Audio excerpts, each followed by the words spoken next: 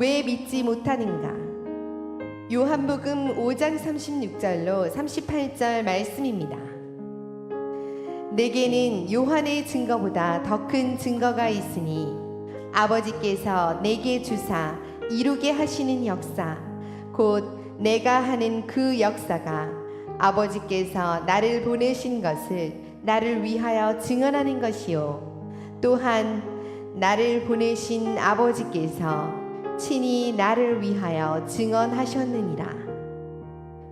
너희는 아무 때에도 그 음성을 듣지 못하였고 그 형상을 보지 못하였으며 그 말씀이 너희 속에 거하지 아니하니 이는 그가 보내신 이를 믿지 아니함이라. 아멘. 지난주에 저희 교회에서 광야 훈련이 있었습니다. 청년들이 무전으로 돈 하나도 갖지 않고 믿음으로 동해까지 가서 또 가는 길 내내 또 차를 얻어 타고 또 음식을 또 하나님 공급하시는 대로 먹고 안 주시면 굶고 또 재워주는 데 있으면 자고 없으면 길거리에서 노숙하고 하는 그 믿음으로 이제 출발을 해서 동해까지 출발하는 그런 사역을 했어요. 근데 첫날은 잘 아시는 것처럼 월요일날 태풍이 와서 참 여러 가지 좋지 않은 환경 가운데 출발을 해서 내심 좀 염려를 했습니다. 또 둘째 날은 또 폭염으로 또 너무 또 더웠다고 그러고.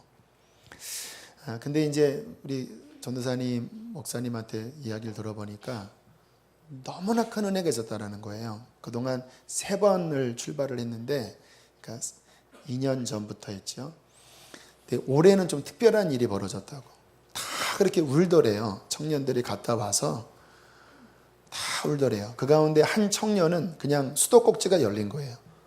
나이는 20살, 갓 고등학교 졸업한 남자 청년. 이 친구와 어저께 이제 좀 만나서 이야기를 제가 들어봤습니다. 어떻게 해서 가게 됐니? 물어보니까 원래는 본인은 신앙이 없는 사람이었고 어머니의 강요에 못 이겨 교회를 다니는 정도였다고 그래요. 근데 그 광야 학교가 개설되었을 때 그 어릴 때 왜 아련한 남자들이면 그 무전 여행 그런 추억이나 동경이 있잖아요. 그래서 무전 여행이라고 하는 말에 좀 마음에 끌려서 한번 나도 도전해봐야 되겠다. 신앙은 없고 그렇게 해서 출발을 한 거예요. 총 9명이 출발을 했는데 5명 한 조, 4명 한 조. 이 친구는 4명이 있는 조에 들어간 겁니다. 근데 가봤더니 정말 아무리 그런 그 동경이 있었어도 맞닥뜨리면 쉽지 않잖아요. 요즘 차가 잘 안 쓰잖아요. 또 어디서 그 젊은 이들을 재워주겠습니까? 그런데 정말 너무 신기하게요. 차들이 그냥 앞에서 기다린다라는 거예요. 이렇게 국도를 타고 막 이렇게 가면 저 앞에서 차가 서서 갓길에서 깜빡이를 켜고 기다리고 있대요. 그래서 지나가면 창문을 열고 어디까지 가세요? 태워다 드릴게요. 뭐 이러한 일들이 뭐 가는 데마다 일어나고 교회를 이제 얻어서 잠을 잤는데 또 배고프고 그러잖아요. 그 사모님이 식당을 딱 열어주더니 여기 있는 거 먹고 싶은 대로 다 먹으라고. 그래서 냉장고를 열었더니 아이스크림이 있더래요. 이거 먹어도 돼요? 다 먹으라고. 과일 먹어도 돼요? 다 먹으라고. 다음 날에는 막 음식까지 막 싸서 막 주는 일이 벌어진 거예요. 그러니까 너무 놀랍죠. 그리고 이제 강릉까지 가는데 한 남성분이 태워줬대요. 근데 불신자입니다. 그래서 이제 이런저런 뭐 전도도 하고 막 대화를 나눈다 본데 이제 강릉 터미널쯤 왔는데 이 불신자가 터미널까지 데려다 줄까 맛집으로 데려다 줄까 그래서 순간 야 그래서 뭐 우리는 선택의 여지가 없습니다. 맛집으로 가고 싶습니다. 그래서 그 강릉 골목골목 그 맛집에 데려가서 본인은 식사도 안 하고요. 딱 시켜주고 계산 딱 하고 가더래요.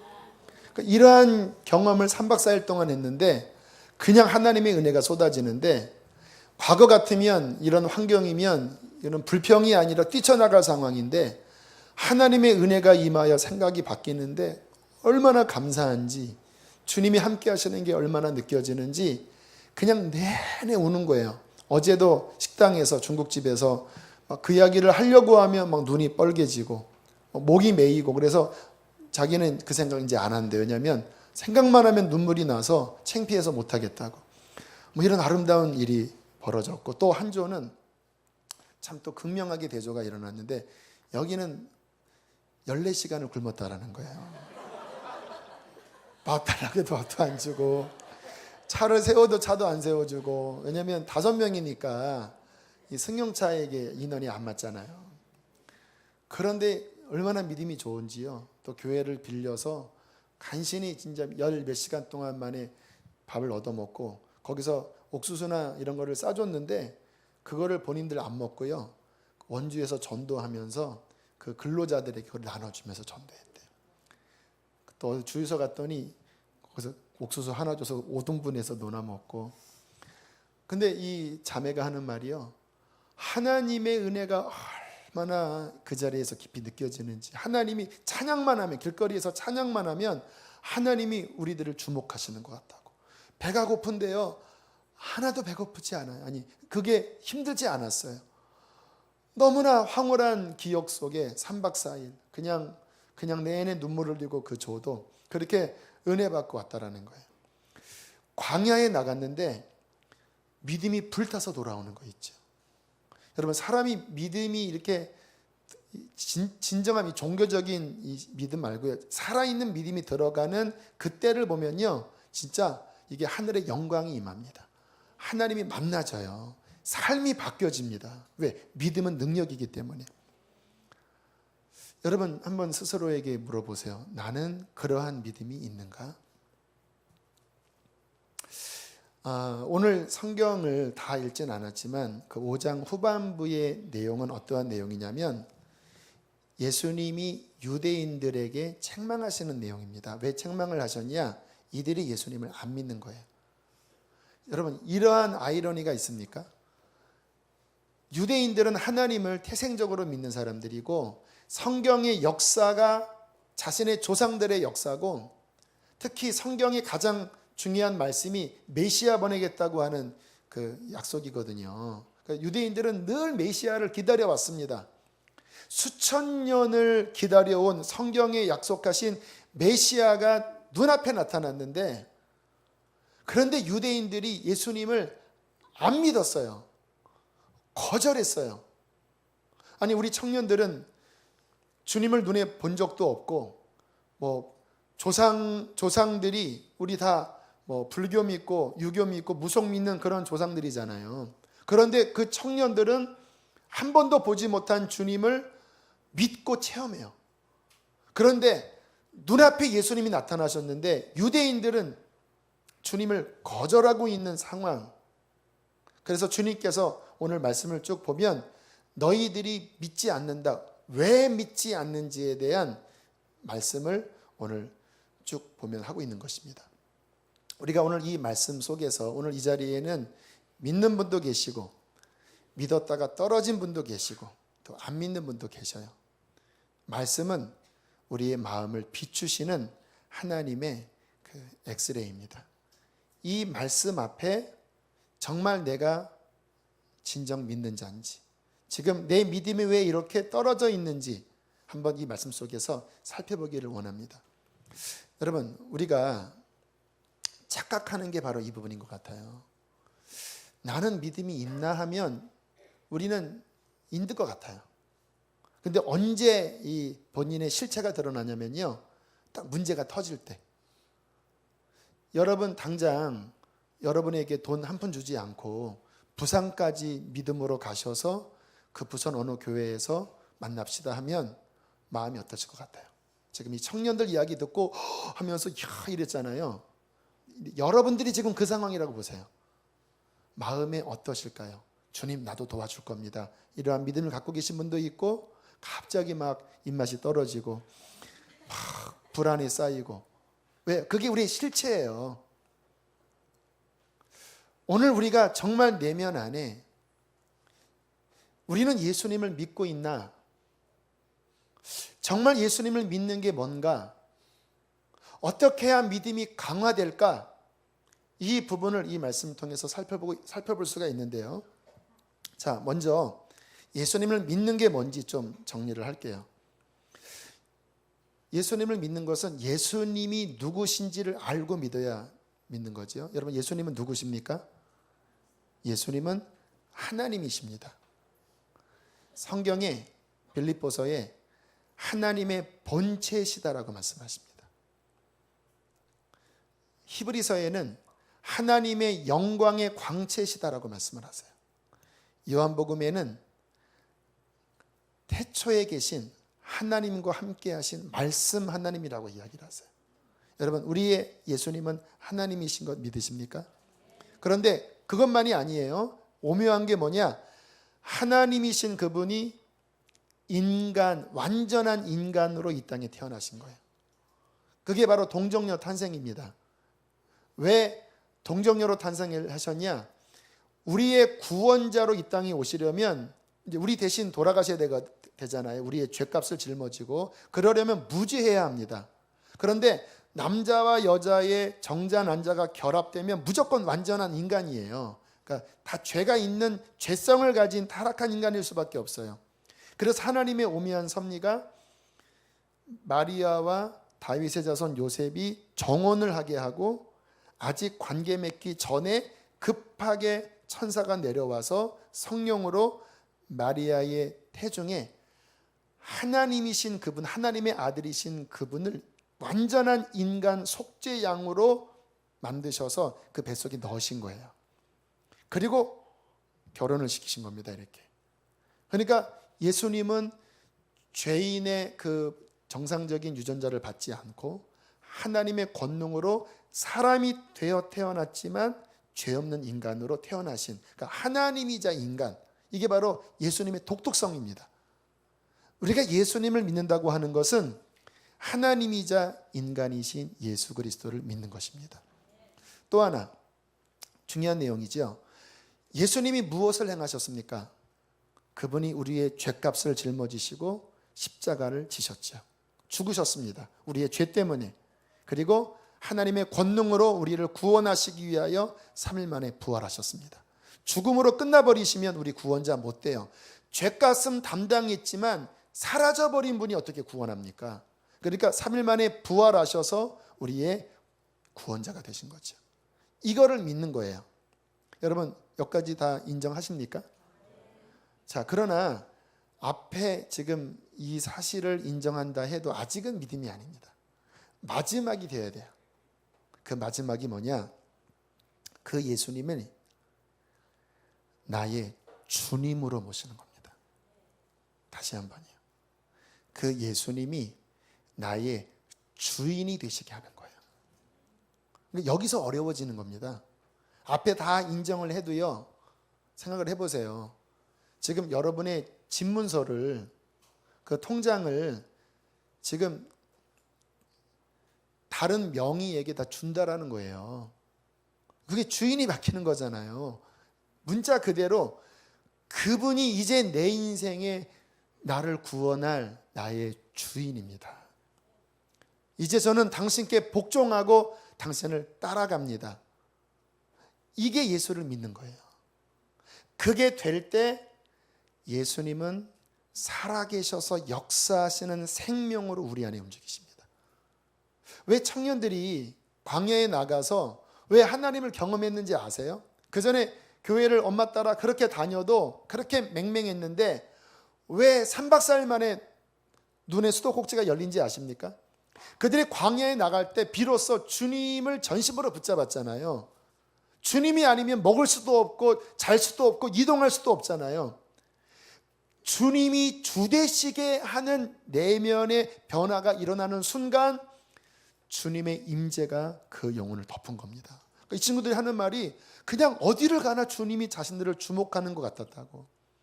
그렇게 감사할 수가 없었다고. 변화가 일어나는 거죠.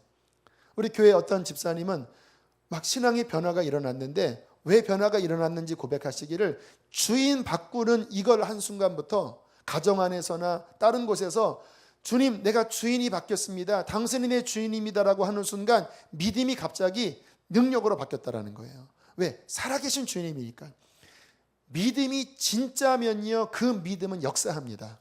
내 영혼도 변화시키고 내 삶도 변화시켜요.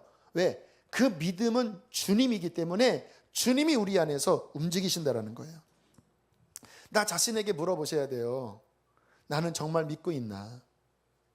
나는 정말 예수님이 주인이신가? 자, 오늘은 주님께서 왜 믿지 못하는지에 대한 아주 깊게 설명을 하세요. 깊이 지적을 하시는데, 이러한 말씀 앞에 내 자신의 신앙을 비춰보면요, 문제도 드러나고 답도 드러납니다.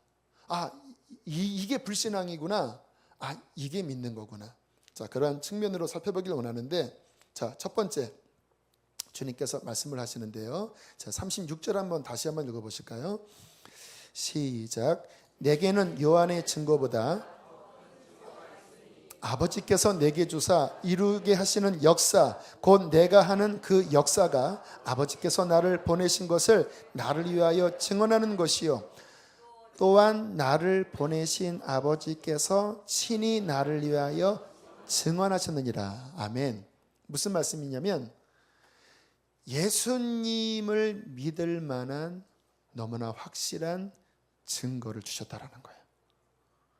여러분, 우리의 신앙은요, 애매모호하게 좀 아리까리한데 그냥 어거지로 그냥 눈 감고 믿어주자, 아닙니다. 여러분, 하나님이 살아계시는데 우리 같은 연약한 인간이 믿게 할 때 어떻게 그런 식으로 믿게 하시겠습니까?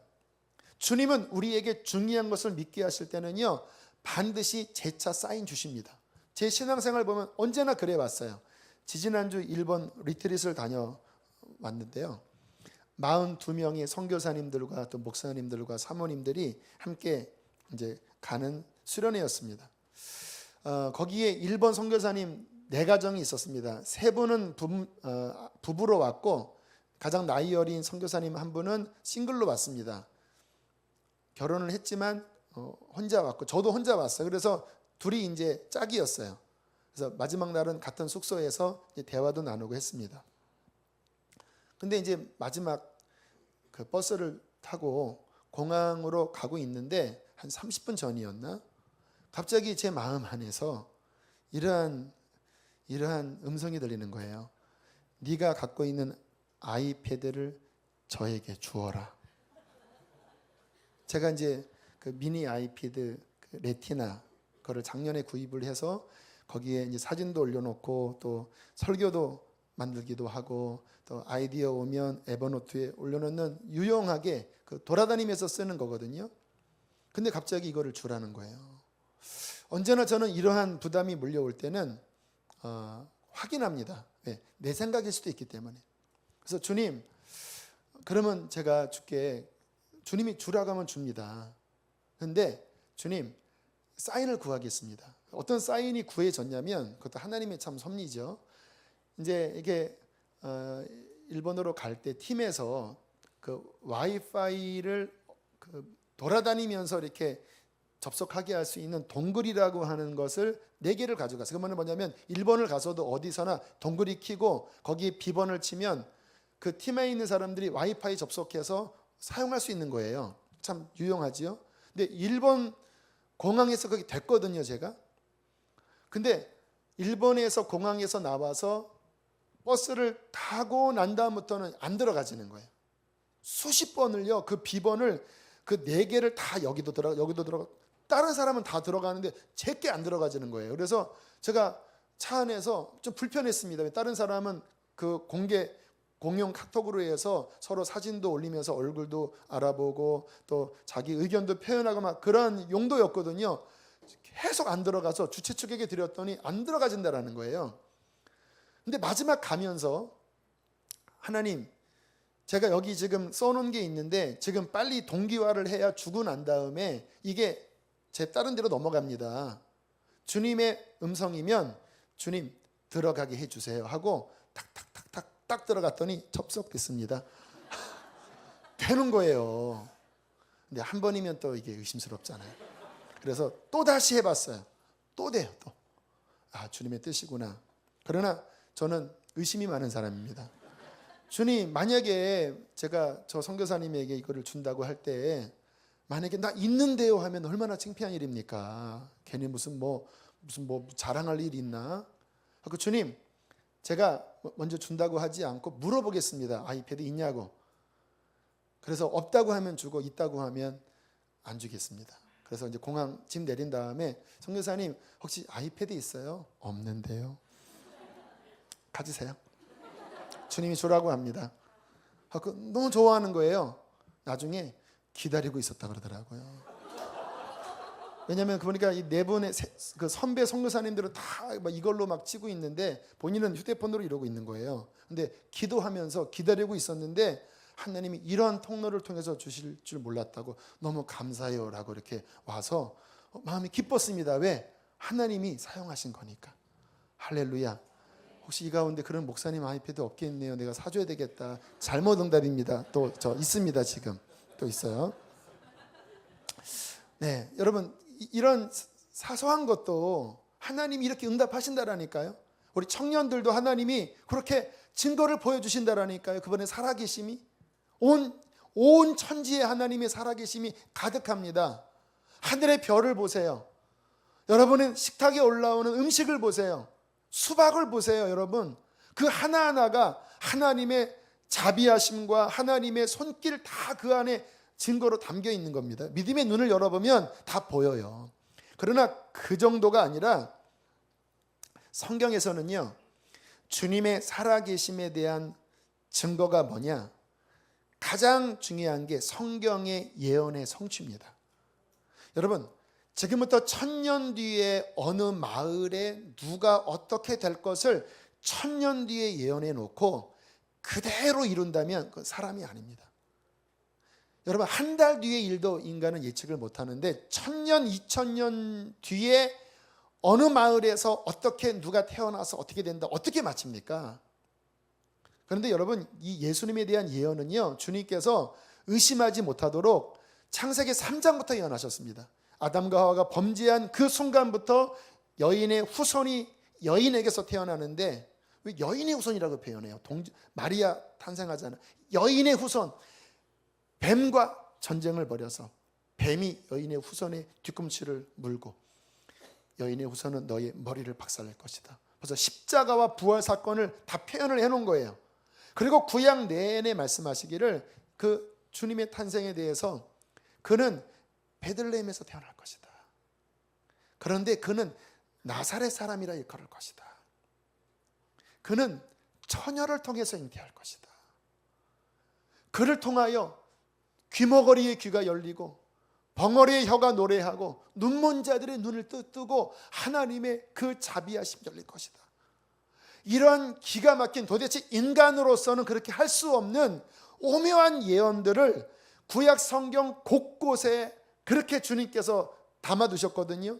그런데 역사상 그 예언이 그대로 성취된 분은 2000년 전에 유대 베들레헴 땅에 오신 예수 그리스도밖에 없습니다. 정명석, 이만희, 말도 안 돼요, 여러분. 성경에 그렇게 주님이 막 은유적으로 해석해갖고 그렇게 안 하셨어요. 명확하게 메시아가 어떤 분이고 그분은 어디에 태어나실지.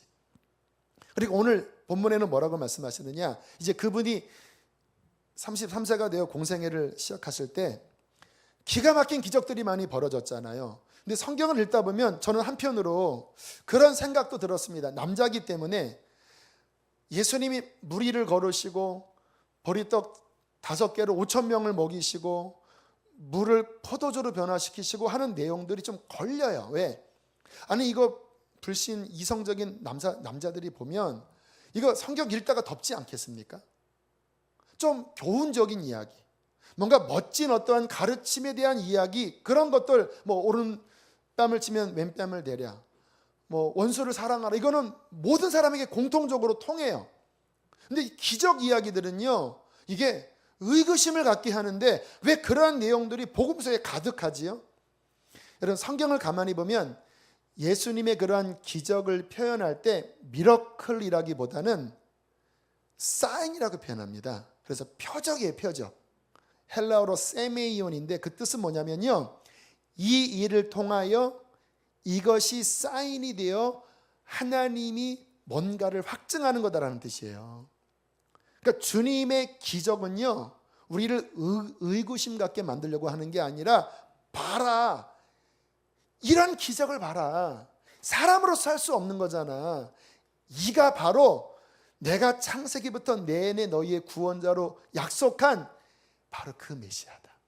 너희가 믿지 못할까 봐 내가 이러한 여러 기적을 통하여 다시 한번 확증하는 것이다. 오늘 주님이 그 말씀을 하시는 거예요. 36절 다시 한번 읽어보세요. 시작.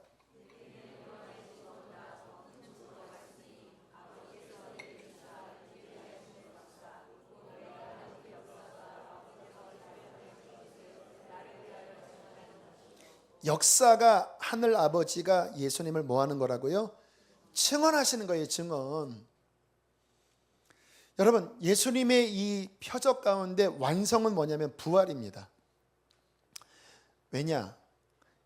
부활은 인간의 힘으로서는 할 수 없어요. 뭐 무리를 걷는 거는 뭐 어떻게 인간의 기술로, 뭐 배가 있으니까 뭐 음식을 그렇게 늘리는 것도 뭐 그렇게 큰 기적이 아닐 수 있습니다. 인간이 못하는 게 뭐냐? 죽은 자를 영원히 살리는 거예요.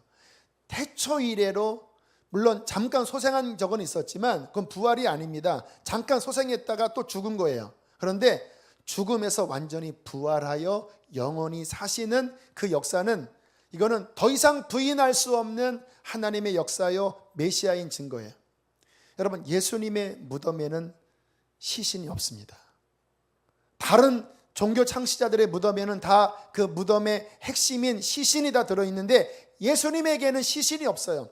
초대교회 교인들이 그들이 나가서 외쳤던 말이 뭔지 아십니까? 너희가 죽인 예수를 하나님이 부활을 시키셨다. 이 부활로서 예수님은 하나님의 아들이심이 확실하게 증명된 것이다. 이게 초대교회의 성도들의 목 놓아 외치는 그들의 부르짖음이었어요. 왜?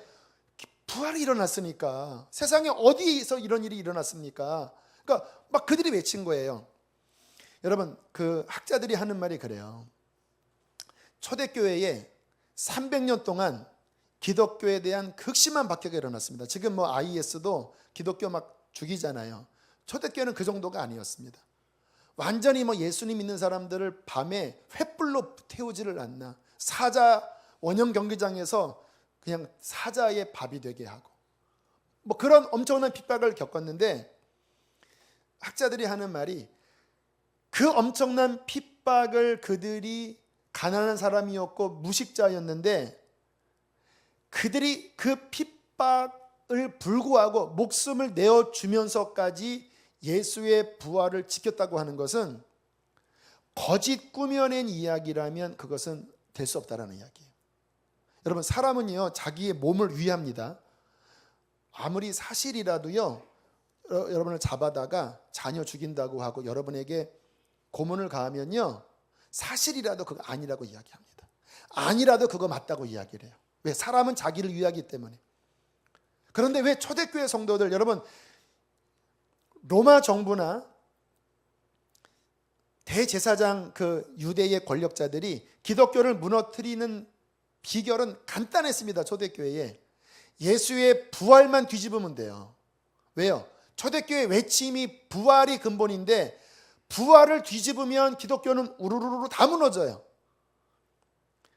이것 때문에 그 대제사장들이 사도들을 잡아다가 막 협박하고 회유하고 했는데요, 이거를 못 뒤집었어요. 죽여도 못 뒤집었어요. 만약에 예수님의 시체를 온 유다 샅샅이 뒤져서 찾았다면, 제자들을 족쳐갖고 그 숨겨놓은 것들을 찾아냈다면 기독교는 끝나는 거예요. 근데 못했습니다. 왜? 예수의 부활이 사실이었기 때문에. 여러분, 주님께서 이러한 너무나 확실한 증거들을 초대교회 때부터 쭉 그렇게 주시면서 우리에게 믿으라 그렇게 말씀을 하셨거든요. 그런데 이 가슴 터지는 일이 뭐냐? 사람들이 안 믿어요. 유대인들이 안 믿어요. 여러분들은 어떠십니까? 왜 안 믿느냐? 이 부분을 좀 살펴보기를 원하는데요. 자, 38절로 좀 들어가서 오늘은 좀 말씀을 그대로 좀 푸는 식으로 설교를 할게요. 자, 38절 함께 읽어보시겠습니다. 시작.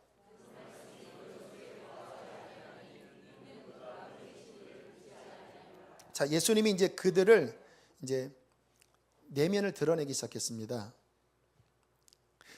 너희들 안에는 뭐가 없다고요? 말씀이 없다. 이거는 무슨 이야기냐면 너희들의 신앙은 가짜다라는 이야기예요. 왜냐? 여러분, 신앙은 뭐냐면요, 말씀이 우리 안에 들어오는 게 신앙이에요. 하나님의 말씀이 우리 안에 움직이는 게 신앙이에요. 교회를 내내 다니지만 말씀이 내 안에 들어오는 게 아니라 내 생각에 완고한 생각으로 살아가면 안 믿는 겁니다. 여러분, 지난 한 주를 한번 돌이켜보세요. 하나님의 말씀이 여러분을 움직이셨나요? 아니면 여러분의 생각이 여러분을 움직였나요? 막 슬퍼하고 힘들 때 항상 기뻐하라는 말씀이 내 속에 움직여서 기쁨을 택하셨나요? 아니면 그 감정대로 흘러가셨나요? 죄의 유혹이 막 올라올 때 내가 거룩하니 너희도 거룩하라 하신 그 말씀 때문에 마음으로라도 죄를 멀리하려고 싸우셨나요? 아니면 은근히 그 죄에 쑥 빠지셨나요? 누군가 막 미워질 때 용서하라, 사랑하라고 하는 그 말씀 때문에 그 말씀 붙잡고 내가 용서하려고 하고 사랑하려고 했나요? 아니면 그 입술에서 터져나오는 그 독한 가시돋치 말로 여러분의 속에 있는 감정을 고스란히 쏟아내셨나요? 여러분, 오늘 이 말씀으로 우리의 신앙 정말 점검해 보셔야 합니다. 우리 모호하게 나는 믿는다고 말하는데 오늘 예수님이 유대인들에게 말씀이 너희 속에 거하지 않는다, 불신앙이다. 여러분의 삶에 말씀이 거하고 있습니까? 이 부분에 우리는요, 이 세상 속에서 치열한 싸움이 일어나요. 말씀이 우리 안에 거하면요, 치열한 싸움이 벌어집니다. 지난 주간에 치열하진 않지만 약간의 저도 이 부분 때문에 싸움이 있었습니다. 저지난 주에 제가 1년에 이제 2번 정기 검진 받잖아요. 근데 이제 5년이 지나면서 그 중증 혜택이 끝났습니다. 중증 혜택은 뭐냐면 이제 4대 질환자들에게 그 모든 병원비의 95%를 의료보험공단에서 내주는 거예요. 참 저는 좋았어요. 왜? 검사할 때 다소 저렴하게 했거든요. 이제 그게 끝났습니다. 이제 병원에서 혈액 검사하고 수납을 하는데 저한테 그 창구 직원이 그런 이야기를 했어요. 중증 혜택이 끝났기 때문에 지금은 5,000원 정도 이렇게 하지만 이제 며칠 날, 지난 목요일이었거든요. 며칠 날 이제 의사 진료 끝나면 그때 나머지 9만 얼마를 더 내실 겁니다. 그때 다시 수납하시면 돼요. 이제 그 이야기를 들었거든요. 그리고 지난 수요일이군요. 수요일 날 이제 진료를 잘 마치고 그리고 나오는데 간호사가 저한테 그러는 거예요. 이제 다 해서 더 이상 낼 게 없습니다. 그러는 거예요. 그래서 네, 그래요 하고 속에서 낼 게 있다고 했는데 그리고 네 하고 이렇게 몇 발짝 가다가 제가 멈춰졌습니다. 왜냐하면 걸리는 거예요. 정직에 대해서 걸리는 거예요. 분명히 더 낸다고 했는데 아싸 하고 그냥 갈까? 하다가 아니지, 양심에 걸리지, 물어봐야 되겠다. 그래서 다시 뒤돌아서서 간호사를 불러서 더 낸다고 그랬어요. 9만 얼마 더 내야 되는 걸로 들었어요. 한 번 더 확인해 주세요 했더니 이상하다 하더니 다시 들어가서 컴퓨터를 치더니 그런 거 없다라는 거예요. 그래서 뭐가 좀 잘못됐나? 아무튼 이제 됐지. 왜냐면 한 번 더 확인한 거니까 마음에는 이제 안 걸리는 거잖아요. 그리고 이제 나와서 다시 수납하는데 거기서 받더라고요. 이렇게. 아마 이분은 몰랐구나. 이 간호사까지는 그게 전달이 안 된 거구나. 제가 이야기를 왜 하냐면요, 그 순간에 뭐가 제 마음을 움직였냐 말씀을 드리는 거예요. 그 순간에 말씀이 제 속에서 살아서 움직인 거예요.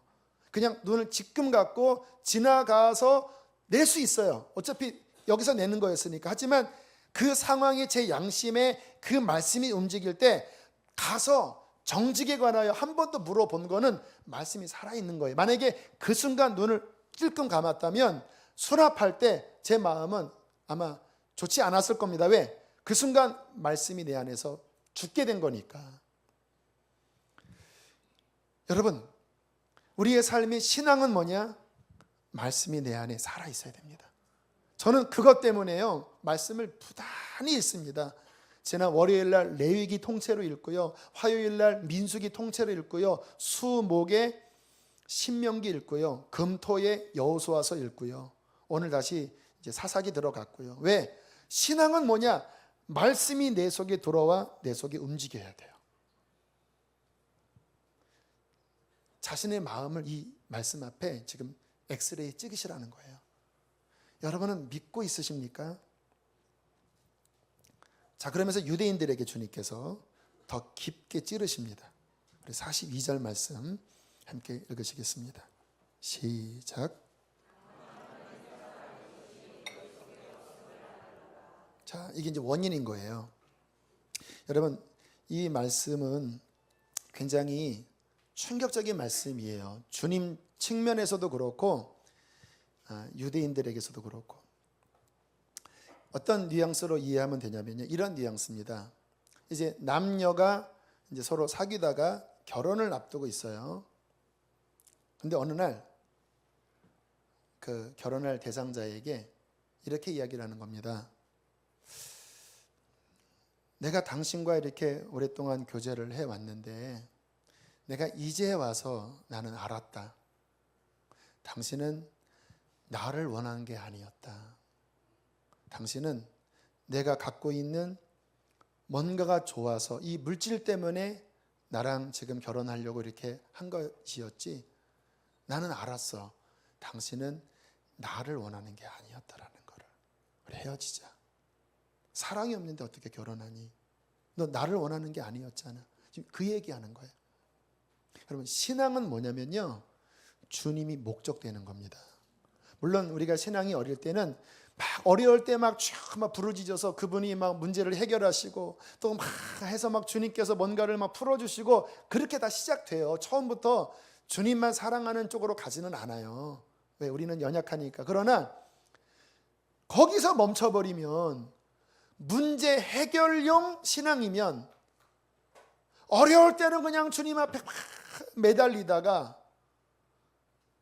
문제가 해결되면 별로 주님께 관심이 없어지고, 그거는 무슨 말입니까? 아까 그 연인 사이에 나는 알았어.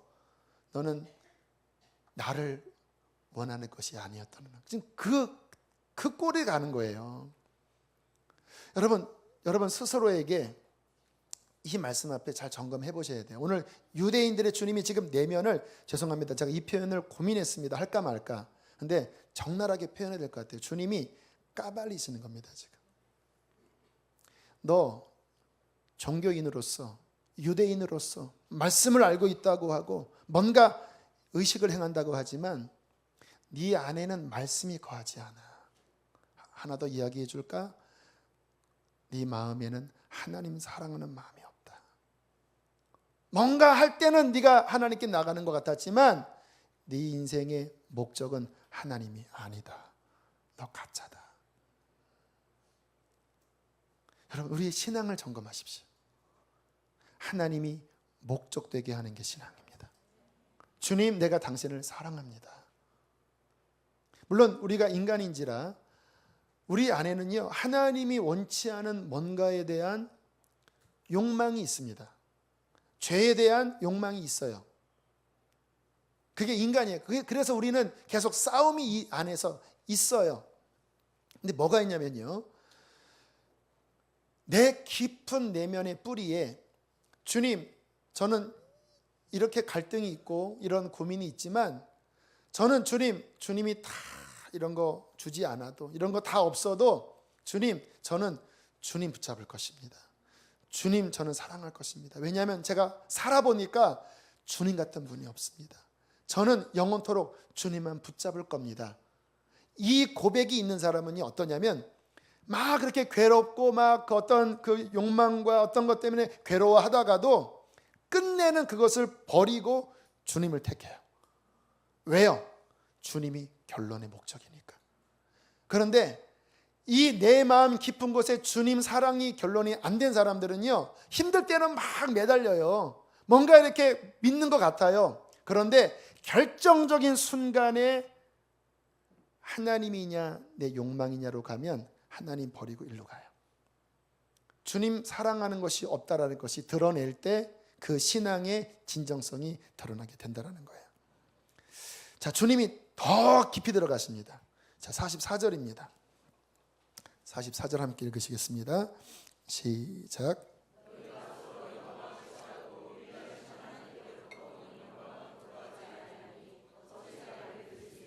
어찌 나를 믿을 수 있겠느냐? 네 신앙이 왜 없는 줄 아느냐? 너는 하나님의 영광을 구하는 자가 아니라 네 영광 구하는 자다. 다 같은 말입니다. 하나님 사랑하는 마음이 없다. 말씀이 거하지 않는다. 더 깊이 들어가서 너 입으로는 뭐 하나님의 영광 하지만 내가 드러낸다. 너는 네 영광 구하는 자다. 제가 이 말씀 이렇게 준비할 때 두 사건이 기억났습니다. 저의 그러한 사건. 첫 번째는 군대에서 저녁에는 이제 찬양단으로 제가 이렇게 찬양 리더를 했는데 주일날 오전에는 그냥 이렇게 찬송가 두세 곡 부르는 그런 약식 찬양 인도를 했어요. 근데 제가 그때 이렇게 앞에 나와서 찬양 인도를 할 때 자꾸 좀 주저리 멘트를 많이 했습니다. 막 설교 쪽에 막 이야기를 한 거예요. 막 한 주간 막 깨달아진 것도 이야기하고. 그러니까 그때 군목 목사님이 그런 저를 이렇게 몇 번 유심히 보시고 다른 분을 통해서 저를 지적하셨어요. 말하지 말라고, 그냥 찬양만 하라고. 근데 제가 그 이야기를 전달받고 삐져서 한 2, 3주간 앞에 안 섰습니다. 속상하더라고요. 난 열심히 한다고 했는데 그런 말 들으니까 속상했습니다. 근데 어제 그게 생각이 났어요. 그때 내가 왜 안 했지? 하나님 영광 때문에 안 했을까요? 아닙니다. 내 영광을 구하고 있었기 때문에 안 했어요. 앞에서는 막 멘트를 막 은혜롭게 하고 뭔가를 인도했지만 정작 그 상황이 되자 이게 드러난 겁니다. 내 영광 구하고 있었던 거예요. 그리고 감사하게 한 3주 안 하다가 다시 회개하고 다시 섰어요. 또 한 사건. 복정동 선한목자교회에서 주일 설교를 했을 때였는데 그때 본문이 그 요한복음 7장에 있는, 앞으로도 또 다룰 텐데 또 오늘처럼 막 이렇게 책망하는 그런 말씀이었어요. 이제 담임 목사의 어떤 권위로 책망하는 것과 이제 뭐 30대 후반에 젊은 부목사가 그런 설교하는 것은 느낌이 달라요. 근데 설교를 하는데요, 분위기가 좀 썰렁한 거예요. 그리고 막 저 위에서 어떤 젊은 남녀가 설교는 안 듣고 막 서로 막 끌어안고 막 이랬다는 막 이야기도 들었습니다. 제가 아무튼 설교를 실패했습니다. 인간적으로 생각해 볼 때. 그러니까 저는 항상 그게 제일 힘들거든요. 설교가 안 되는 게 제일 힘들거든요. 그래서 3부까지 다 마치고 힘이 다 빠져서 제 집에 와서 좀 투덜거렸습니다. 하나님, 저 은혜로운 설교 할 수 있어요. 사람 막 위로주는 설교 할 수 있어요. 주님, 오늘 주일 설교는 아무튼 뭔가 막 회개를 시키려고 했는데 이것도 저것도 안 되고 주님 참 그랬네요. 차라리 은혜로운 설교를 하는 게 더 좋았겠네요. 그렇게 제가 투덜거렸습니다. 그리고 화장실 갔다가 나오는데 이 속에서 곧장 하나님의 음성이 들렸어요. 너는 누구를 위하여 말씀을 전하느냐?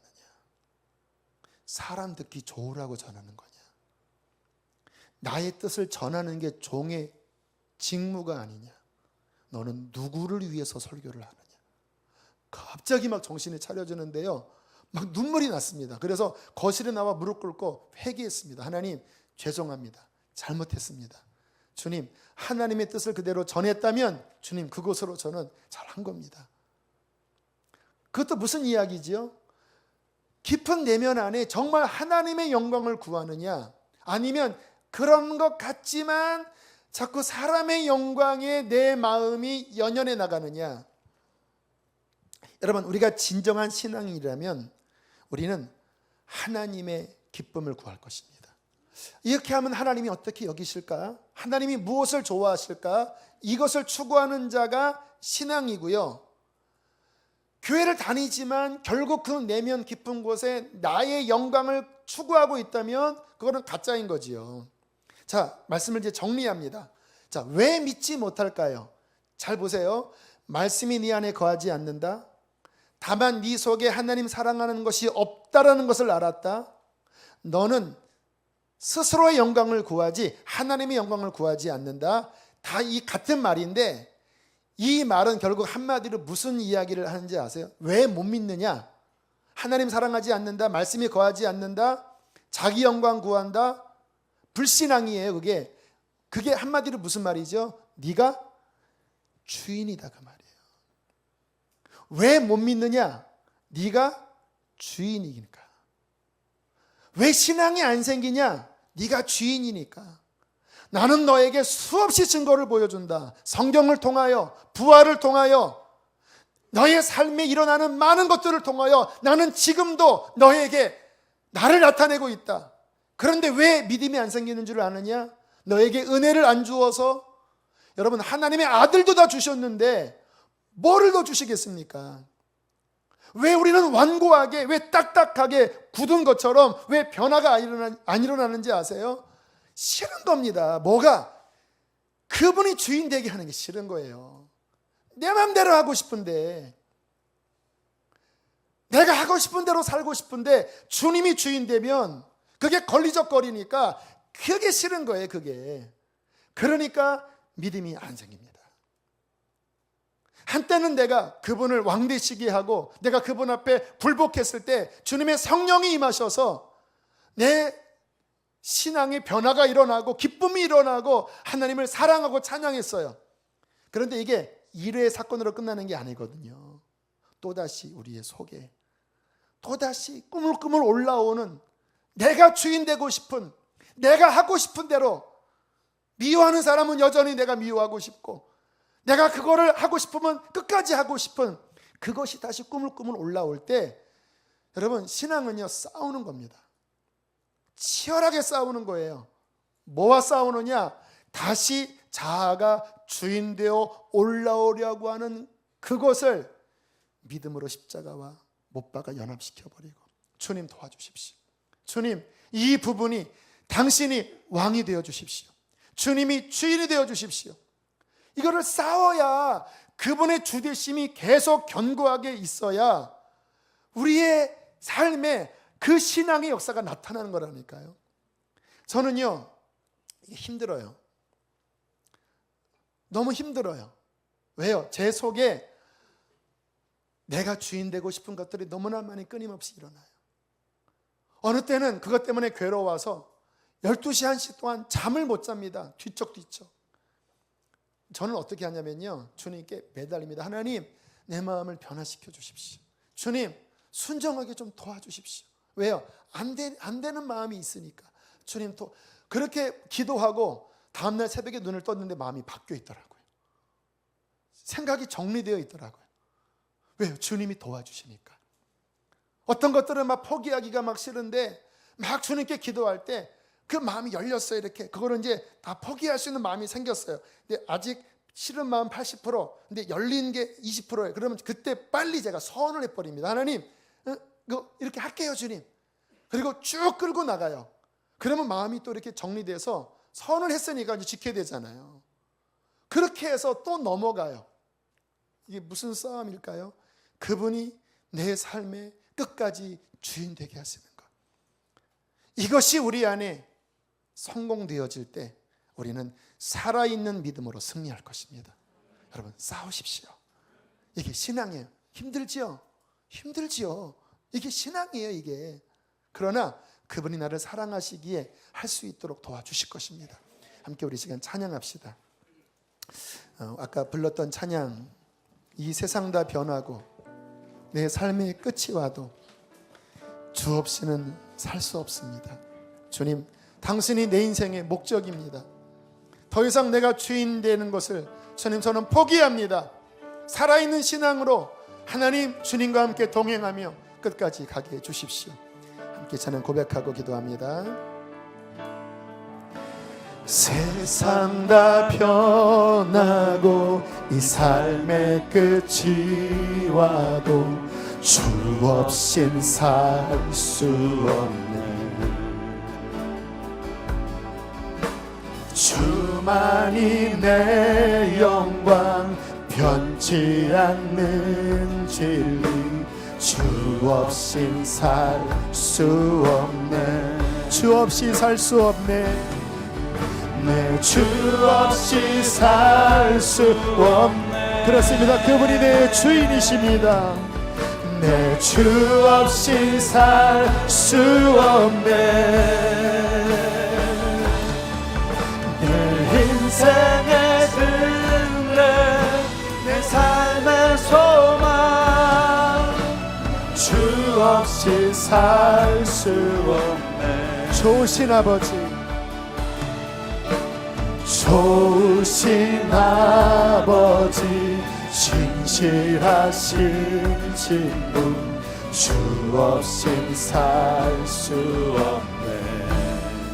내 소망 내 위로, 내 소망 내 위로, 내 영광 내 기쁨, 주 없인 살 수 없네. 여러분 크게 선포하세요. 내 주 없이, 내 주 없이 살 수 없네. 내 주 없이 살 수 없네. 내 인생의 근래, 내 삶의 소망, 내 주 없이 살 수 없네. 우리 시간 가슴에 손을 얹고, 주님, 주님, 정말 당신이 주인이어야 마땅한데 주님, 왜 이렇게 내 마음은 아버지 다시 완악해지고 다시 방황하는지. 주님, 다만 네 속에 나를 사랑하는 것이 없는 줄 알았다고 하는 말씀이 어찌 내 마음이 그렇게 아픈지. 너희 스스로 영광을 구하고 하나님으로부터는 영광을 구하지 않는다고 하는 말씀, 하나님의 말씀이 너희 속에 거할 것이 없다고 하는 이 주님의 엑스레이와 같은 이러한 들추심이 얼마나 우리를 하나님 아프게 했는지. 하나님, 그게 저입니다. 주님, 저를 용서하여 주시고 다시 한번 주님 사랑하고 주님이 나의 목적이 되고 주님의 왕되심을 다시 한번 회복하여 주시옵소서. 주의 말씀이 나의 마음과 삶을 움직이도록 나를 도와주십시오. 내가 원해도 안 되는 나의, 어찌할 수 없는 나의 굳은 마음이 있습니다. 성령님 오셔서 나를 녹여 주시옵소서. 우리 주여 한 번 부르시고 기도하시겠습니다. 주여, 할렐루야, 할렐루야. 살아계신 하나님 아버지, 우리를 불쌍히 여겨 주시옵소서. 우리를 불쌍히 여겨 주시옵소서. 하나님, 우리의 굳은 마음을 녹여 주시옵소서. 우리의 굳은 마음을 녹여 주시옵소서. 하나님 아버지, 우리 하나님 아버지, 사랑하게 하여 주시옵소서. 겸손하게 하여 주시옵소서. 아버지 하나님, 아버지 하나님, 주님 회개합니다. 주인을 바꿀지어다. 너의 주인을 바꿀지어다. 너의 주인이 예수 그리스도가 되게 하라. 우리 하나님, 주님 도와주시옵소서. 우리의 주인이신 님을 고백합니다. 모든 어떤 것들이 다 무너지게 하여 주시고 아버지 하나님만을 따라가게 하여 주시옵소서. 성령으로 우리를 붙들어 주시기를 원합니다. 주여, 우리의 마음을 변화시켜 주십시오. 주여, 우리의 마음을 변화시켜 주십시오. 죄와 싸워나가기를 원합니다. 주여, 우리를 도와주시옵소서. 주님을 의뢰합니다. 주님을 의뢰합니다. 인생의 주님의 삶의 소망, 성령으로 좋으신 아버지, 우리의 진실하신 친구이신 주님, 당신이 우리에게 다가오셔서 너의 주인을 바꾸거라. 내가 너를 구속하였고 내가 너를 지명하여 불렀나니 너는 내 것이라. 너의 생각을 따라가지 말고 나의 말에 순종하라.